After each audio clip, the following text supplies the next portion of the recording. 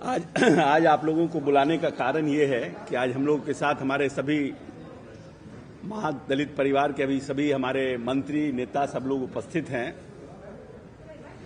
हम लोगों ने 5 नवंबर को भीम सांसद के कार्यक्रम की घोषणा की थी और लगभग हम समझते हैं 200-250 जगहों पर, उससे ज्यादा जगहों पर हम लोगों का जिसको बोलते हैं दलित चौपाल का आयोजन हम लोगों ने किया था भीम सांसद के लिए। छोटे छोटे गांव में जाकर के, टोलों में जाकर के पूरी टीम प्रचार प्रसार कर रही थी और जो हम लोगों ने माननीय नेता ने हमारे और अंबेडकर साहब ने जो संविधान में समानता की बात की थी उसका हम लोग प्रचार प्रसार कर रहे थे और बहुत लोगों में उत्साह था। लेकिन क्योंकि जब हम लोगों ने इसका अनाउंसमेंट किया था 5 नवंबर का और प्रयास हम लोगों को था कि उसी दिन हम लोगों का ये कार्यक्रम हो जाए, माननीय मुख्यमंत्री जी जो हमें समय मिला था नेता से। इन 6 नवंबर से विधानसभा का सत्र शुरू हो रहा है और 10 तारीख तक वो सत्र चलेगा और ये डेट हम लोगों के डेट के बाद ये डेट आया और माननीय मुख्यमंत्री जी की कुछ व्यस्तता भी थी और फिर उसके बाद माननीय मुख्यमंत्री जी का आग्रह था कि इसको विधानसभा सत्र के बाद किया जाए। बाद के सत्र का जो इतवार हम लोगों को मिल रहा था और हम लोगों ने जो आपस में बातचीत की तो उसमें ये निर्णय हुआ कि हम लोग इतवार को ही ये कार्यक्रम करें जिसमें कि लोगों को आने में सुविधा हो, पटना में भी जो लोग रहते हैं उनको भी असुविधा ना हो, जो लोग ऑफिस जाते हैं, जो दिनचर्या जिनका रहता है, इतवार को संडे रहता है, संडे है, छुट्टी रहता है। तो दूसरा जो इतवार आ रहा था 5 तारीख के बाद वो 12 तारीख आ रहा था, उस दिन दिवाली है और दिवाली के 6 दिन के बाद फिर छठ आ रहा था तो वो दूसरा इतवार भी नहीं पकड़ा रहा था। इसीलिए माननीय मुख्यमंत्री जी से हम लोगों ने बात करके निर्णय किया कि 26 नवंबर को उसी वेटनरी कॉलेज ग्राउंड में उसी जगह पर हम लोग ये कार्यक्रम करेंगे। समय और जगह वही वेटनरी कॉलेज ही रहेगा, 11 बजे से ही रहेगा, लेकिन सिर्फ डेट जो है माननीय मुख्यमंत्री जी की व्यस्तता, विधानसभा का सत्र और त्योहारों का सिलसिलेवार ढंग से इतवार पड़ने के कारण इसको हम लोगों ने 26 नवंबर को निर्णय किया है, 26 नवंबर को कराने का और माननीय मुख्यमंत्री जी ने, नेता ने भी 26 नवंबर का समय दिया है। हम लोग का प्रयास है, क्योंकि अब हम लोगों को थोड़ा समय भी मिल गया है, हम लोगों का प्रयास होगा कि और ज्यादा से ज्यादा जगहों पर, अभी तो मान लीजिए कि हम लोग कहीं न कहीं जाते थे तो सभी टोलों को कवर नहीं कर पाते थे। अगर कहीं किसी प्रखंड में गए तो 2-4 जगह जो इम्पोर्टेंट हुआ उस सब जगह जाकर के लोगों से आग्रह किया, आमंत्रण दिया। लेकिन अब प्रयास हम लोगों का होगा कि हम लोग, समय मिल गया है, ज्यादा से ज्यादा जगहों को और कवर करें और ज्यादा से ज्यादा लोगों को और उस कार्यक्रम में बुलाने की चेष्टा करें, क्योंकि कैपेसिटी तो उस जगह का मैक्सिमम 75,000 कुर्सी लगाने का है, तो मैक्सिमम 1-1.25 लाख का है। लेकिन कम से कम इसी बहाने हम जो माननीय मुख्यमंत्री जी का इस 17 साल का जो कार्यकाल है, जिस तरह से माननीय नेता ने इस प्रदेश में दलितों में भी जो सबसे कमजोर वर्ग था, खास करके जो समाज, मांझी समाज, जो समाज दलितों में भी सबसे जिसको बोलते हैं कमजोर वर्ग था, आर्थिक रूप से, राजनीतिक रूप से, जो उसको सबल करने के लिए, उसको ताकतवर बनाने के लिए जो महादलित, माननीय नेता ने महादलित का शब्द का प्रयोग किया, दलितों में भी दलित, और उसको जो उठाने का उन्होंने प्रयास किया है, उसकी बात को हम लोग जन जन तक पहुंचाने का काम करेंगे और प्रयास करेंगे कि माननीय नेता की जो 17 साल के कार्यकाल की जो भावना है उसको हम लोग जन जन तक पहुंचा सकें और इस समय का हम लोग सदुपयोग करें और उसको और बृहद तरीके से करने का प्रयास करें, जिससे कि एक जन भावना जो है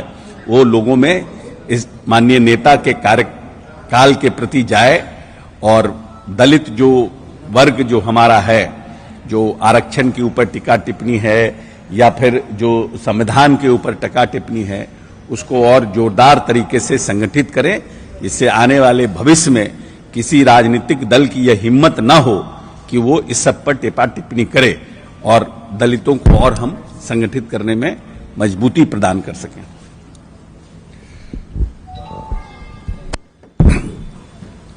आप सभी को हमारा नमस्कार।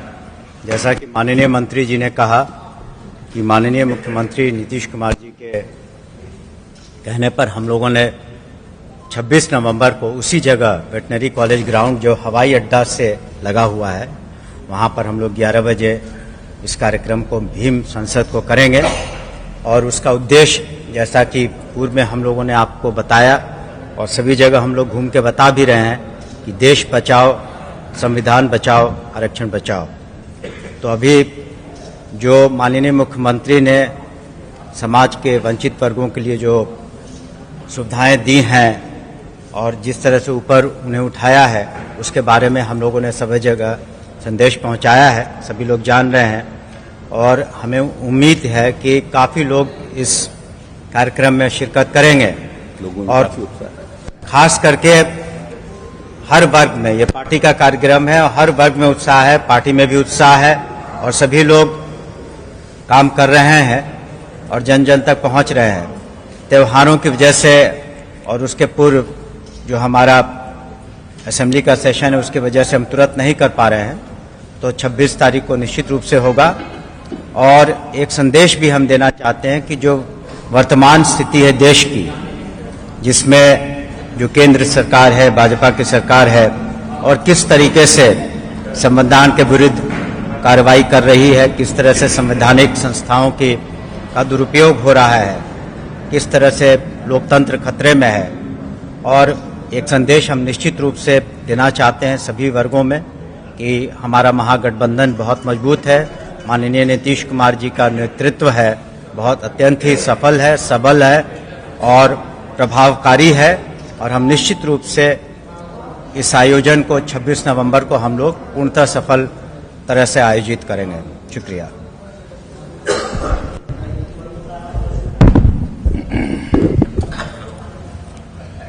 आप सभी को मेरा नमस्कार।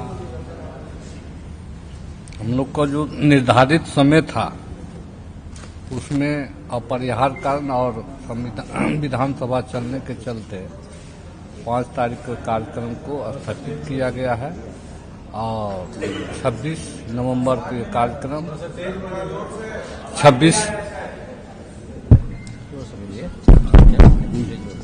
26 नवंबर को हम लोग पुनः वेटनरी कॉलेज में कार्यक्रम करने जा रहे हैं और ये संदेश देना चाहते हैं पूरे देश को। बिहार की धरती जब अंगड़ाई लेती है तो केंद्र की तख्तियां हिल जाती है। तो पूरे बिहार के महादलित, दलित, अति पिछड़ा, अल्पसंख्यक, पिछड़ा समाज के लोग अंगड़ाई ले रहे हैं और केंद्र की सत्ता से उखाड़ फेंकने का संकल्प 26 नवंबर को लेने जा रहे हैं। और समय जो मिला है तो इसमें हम बहुत खुश हैं क्योंकि हमको और मौका मिला है और काफ़ी जनसंख्या में हम लोग उपस्थित होंगे वेटनरी कॉलेज में। और जैसा कि हमको रिपोर्ट मिल रहा है SC/ST समाज से इतना उतावला है जो हमको लगता है पटना जाम हो जाएगा, इतना उतावला है। काफी उत्साह है लोग में। जो दल ने धर्म फैलाने वाली पार्टी जो संविधान में छेड़छाड़ किया है, आरक्षण को खत्म कर दिया है और देश को गिरवी रख दिया है, उसके विरोध में पूरे बिहार नहीं, बिहार की SC/ST समाज अंगड़ाई ले लिया है और इसका मैसेज पूरे देश स्तर पर होगा और केंद्र की सत्ता को खाद फेंकेगी। धन्यवाद। चलिए बाबा एक सवाल सवाल ले लीजिए। हाँ पूछिए। गिरिराज सिंह काफी हमलावर है। गिरिराज सिंह ने कहा कि नीतीश कुमार ने पत्थर चलवाया। देखिए, ये लोग निकृष्ट लोग हैं। इन लोगों को सिर्फ हिंदू मुस्लिम करने के अलावा इनका कोई नहीं है। जो भी इस तरह की घटना हुई है, चाहे हिंदू धर्म के प्रति, मुसलमान धर्म के प्रति, ये जितना इसकी निंदा की जाए उतना कम है। जो लोग इस देश में धर्म के नाम पर बवाल पैदा करने की कोशिश करते हैं और उसका राजनीतिक लाभ किसको होता है, कहीं भी अगर हिंदू मुस्लिम की घटना हुई उसका राजनीतिक लाभ किस पार्टी को होता है। जो लोग ये कहते हैं कि फलना पार्टी ने और फलना नेता ने ऐसा करवाया है, उनकी भावना क्यों होगी? क्योंकि हम तो जीवन भर प्यार बांटने में और जोड़ने की बात करने में लगे हुए हैं, तो हमें इस तरह का काम करने से क्या फायदा है? फायदा तो वो इस तरह के काम करवाने का प्रयास करते हैं जिनको राजनीतिक इससे फायदा होता है। इसीलिए गिरिराज सिंह जैसे लोग इस देश में जोड़ने की बात नहीं करते हैं। गिरिराज वैसे लोग इस तरह की घटना की हम जितनी भर्त्सना की जाए उतना कम है, प्रशासन भी कम, और प्रशासन पूरी तरह से सजग होकर वैसे लोगों को चिन्हित करके कार्रवाई कर रहा है। लेकिन गिरिराज सिंह का यह बयान कि नीतीश कुमार जैसे लोग इस तरह की घटना को अंजाम दे रहे हैं, हम समझते हैं कि राजनीतिक का अभी भी इनको पॉलिटिक्स का पी का पता नहीं है। जो व्यक्ति 24 घंटा जग करके यह प्रदेश महफूज रहे, यह प्रदेश में कैसे अमन चैन कायम हो, अपने पार्टी के नेताओं के साथ साथ भारतीय जनता पार्टी के नेताओं से लेकर आरजेडी के नेताओं तक को रात के 2-2 बजे तक फोन करके ये बात कहना कि आप सजग रहिए, आप वहां पर माहौल को अपने हिसाब से देख करके और प्रशासन को मदद कीजिए, वैसे व्यक्ति के ऊपर ऐसा आरोप लगाना, और 17 साल में कोई घटना नहीं हुई इस प्रदेश में, नक्सलिज्म को जिस व्यक्ति ने खत्म करने का प्रयास किया और खत्म किया, वैसे लोगों पर यह सब तरह का आरोप लगाना तो यही है कि ये लोग किसी भी तरह से इस प्रदेश को फिर से हिंदू मुस्लिम के बवाल में फंसाना चाहते हैं। और प्रदेश को जो अमन चैन के साथ यह प्रदेश आगे बढ़ रहा है, 10.98 के ये विकास दर से जो प्रदेश आगे बढ़ रहा है, उसको किसी तरह से प्रदेश को कब्जा में करना, किसी तरह से ऐसा माहौल पैदा करना, हिंदू की भावनाओं को भड़काना, फिर से कहीं दंगा पैदा करा देना भावना भड़का करके, उसी में ये लोग लगे हुए हैं जिससे कि इनको फायदा मिल जाए राजनीतिक। लेकिन प्रदेश के लोगों को पता है कि यह प्रदेश में किस तरह के धर्म का उद्भव हुआ है। बुद्ध भी यहीं पैदा हुए, महावीर भी यहीं पैदा हुए, सम्राट अशोक भी यहीं पैदा हुए। इसीलिए इस तरह के चीजों से और गिरिराज जी जैसे लोगों से अब प्रदेश भी और देश भी ऊब चुका है।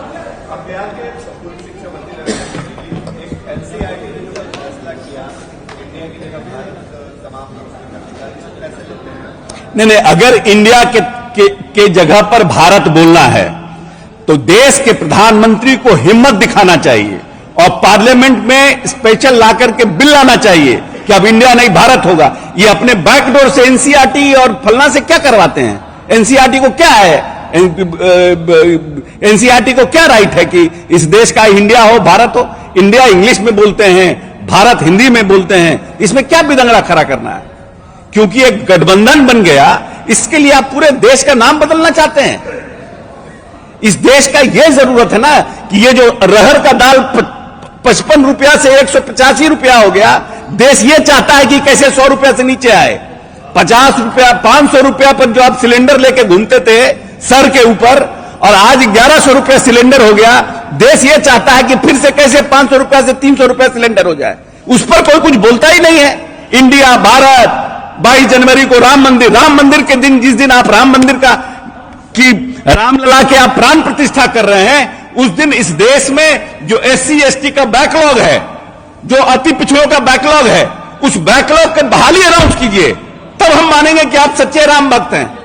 आपने अनुसूचित जाति जनजाति का बैकलॉग क्लियर नहीं किया, अभी तक देश में बैकलॉग बना हुआ है।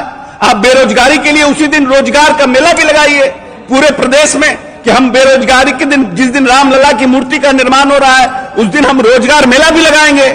उस दिन आप महंगाई के लिए कटौती करने के लिए उस दिन भी करिए, तब ये कॉम्पैक्ट आपका ये कॉम्बिनेशन होगा।